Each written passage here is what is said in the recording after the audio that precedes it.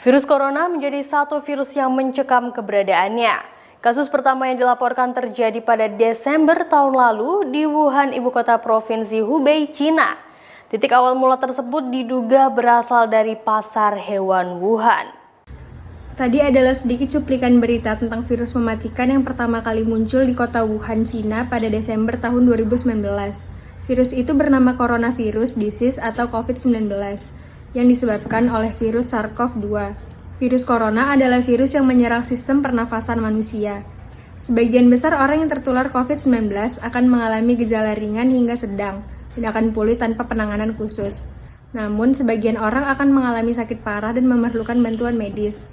Virus corona juga sampai menyebabkan gangguan infeksi paru-paru yang berat hingga kematian dan dapat menyerang siapa saja, dimulai dari anak bayi, anak-anak, ibu hamil menyusui, orang dewasa hingga lansia. Sejarah COVID-19 di Indonesia.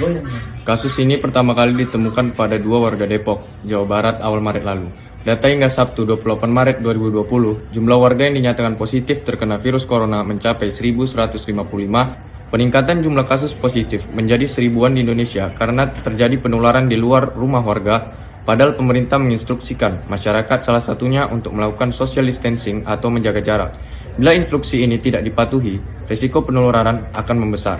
Untuk diketahui, pasien positif virus corona pertama kali ditemukan di Depok, Jawa Barat. Pasien positif itu tertular corona dari seorang warga negara Jepang yang sempat datang ke Jakarta.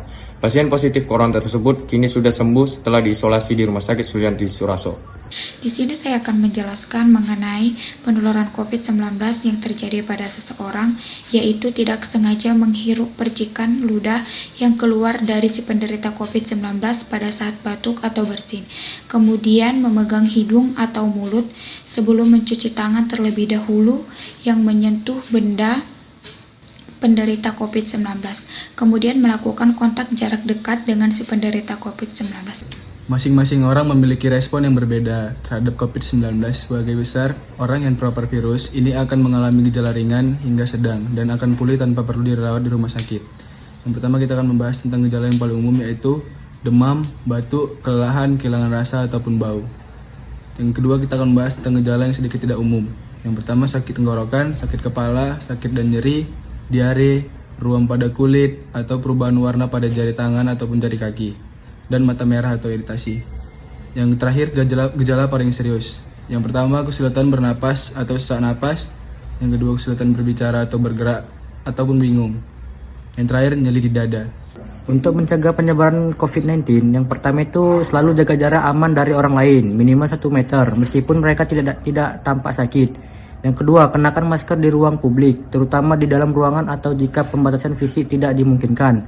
Yang ketiga, sebaiknya pilih ruang terbuka dan berventilasi baik, buka jendela jika berada di dalam ruangan. Yang keempat, cuci tangan Anda secara rutin, gunakan sabun dan air atau cairan pembersih tangan berbahan alkohol. Yang kelima, ikut vaksinasi ketiga giliran Anda dan ikutin paduan setempat terkait vaksinasi. Yang kelima, saat batuk atau bersin, tutup mulut dan hidung Anda dengan lengan atau tisu. Yang keenam, jangan keluar rumah jika merasa tidak enak badan.